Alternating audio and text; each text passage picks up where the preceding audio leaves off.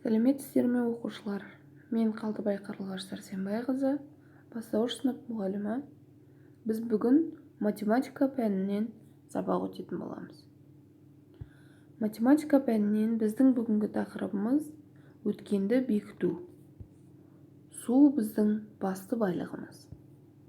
Ендеше сабағымыздың мақсаты қосудың ауыстырымдылық, терімділік қасиеттерін, көбейтудің ауыстырымдылық қасиетін тиімді есептеулер жүргізу үшін қолдану. 2-3 амалды жақшалы және жақшасыз өрнектердің мәнін табу. Жаңа айтқандай, су біздің басты байлығымыз. Кәне 3 тілде қайталап өтейікші. Су, вода, water. Түсіндірме жұмысын жүргізіп өтейін балалар. Өткен сабақта жақшалы және жақшасыз өрнектердегі амалдардың орындалу ретінің ережесімен таныстық. Ендеше соны бір қайталайық.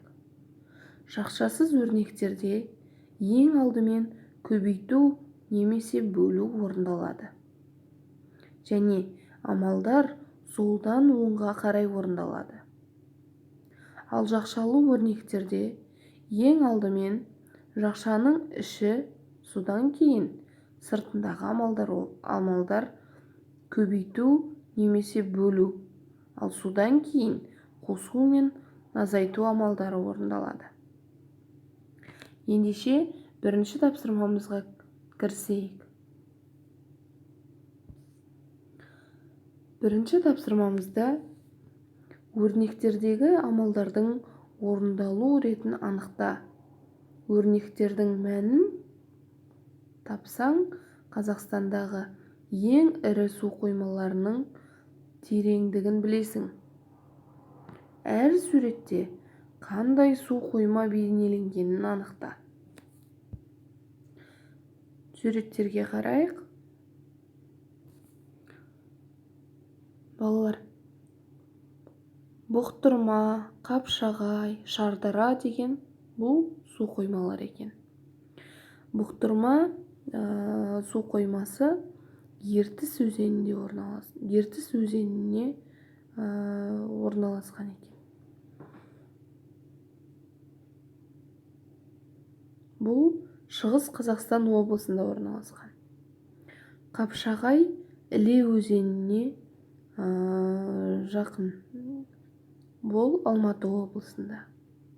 Ал Шардара Сырдария өзеніне.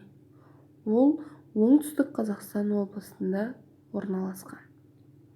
Ендеше осы су қоймалардың тереңдігін анықтау үшін біз олардың орындалу ретін алдымен түсініп алайық, иә? Біз кешегі тапсырмада айтылғандай, алдымен жақшасыз өрнек болса, алдымен көбейту мен бөлу амалдары орындалады дедік, иә? Яғни біз бұл жерде 2 мен 9-ның көбейтіндісінің мәнін тауып аламыз. Көбейту амалын тауып аламыз. Содан кейін барып, сол жақтан оң жаққа қарай, сол жақта бізде 100 саны тұрғандықтан, 100 санынан 9 мен 2-ның көбейтіндісінің мәнін азайтамыз. Яғни 100-ден 18-ді азайтамыз. Содан кейін барып, 100-ден 18-ді азайтқан мәнімізге 2-ні қосамыз. Сонда 100-ден 18-ді азайтқанда 82 және оған 2-ні қосқанда 84. Келесі екінші есеп. Бұл да жақшасыз өрнек. Бұл жерде алдымен көбейту және бөлу амалдарын орындап аламыз, одан кейін қосу және азайту амалдарын орындаймыз. Бірінші, 9 мен 2-ның көбейтіндісіне, яғни 18, 10 мен 2-ның бөліндісінің мәнін тауып аламыз, ол 5. Одан кейін 18 мен 20-ның қосындысының мәнін тауып аламыз. 38-ге тең болды. Одан кейін барып 38 пен 10-ның қосындысының мәнін тауып аламыз. 38 пен 10 деппін ғой балалар, кешірерсіздер. Біз жаңа 10 мен 2-ның бөлінісінің мәнін таптық, ол 5 болды. 38 пен 5-дің қосындысының мәні енді 43-ге тең болады екен. Келесі. Бұл балалар жақшалы өрнек көріп тұрсыздар ғой. Жақшалы өрнекте біз алдымен жақшаның ішін орындап аламыз, содан кейін жақшаның сыртын орындаймыз. Яғни 3 пен 2-ның көбейтіндісіне 58-ді қосамыз. 3 пен 2-ның көбейтіндісінің мәні 6-ға тең. 6 мен 58-дің қосындысының мәні 64-ге тең екен. 90 мен 64-дің айырмасының мәні балалар 26-ға тең. Ендеше бірінші есебіміздің мәні 84-ге тең болды, Бұл үшінші сурет.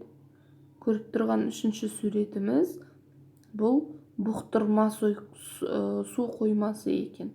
Одан кейінгі екінші есебіміздің мәні 43-ге тең болды. Мәні 43-ге тең болған суретті көріп тұрмыз ба? Бұл Қапшағай су қоймасы екен.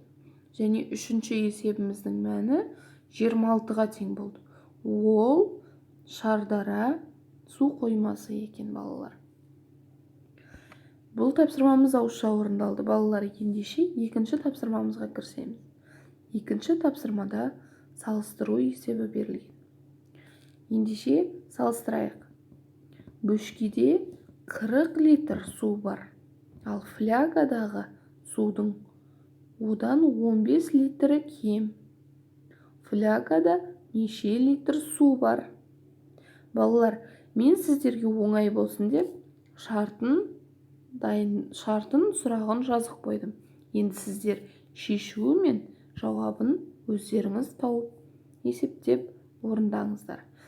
Бұл тапсырманың дескрипторы. Есептің шешуіне сәйкес өрнекті жаза аласыздар, есептің мәнін табасыздар және есептің жауабын жазасыздар. Келесі үшінші тапсырма. Үшінші тапсырмада дәл жаңағыдай шартты есеп. Бұл есепті өз бетімізбен орындаймыз. Жаңа шартты есепті қалай шығару керектігі жөнінде нұсқаулық беріп өттім. Сол бойынша өздеріңіз асын, әсін, бысын өздеріңіз шығарасыздар. Бұл есептің де дескрипторы дәл жаңағыдай. Бұл есептердің шартын жазасыздар, есептің шешуін жазасыздар, есептің мәнін табасыздар, есептің жауабын жазасыздар. Үй жұмысы. Үй жұмысына 5-ші тапсырманы аламыз. 5-ші есепте өрнектердегі амалдардың орындалу ретін анықта, оларды оқы, өрнектердің мәнін есепте. Яғни осының орындалу реті бойынша есептерді шығарып, мәнін тауып дәптерге жазамыз.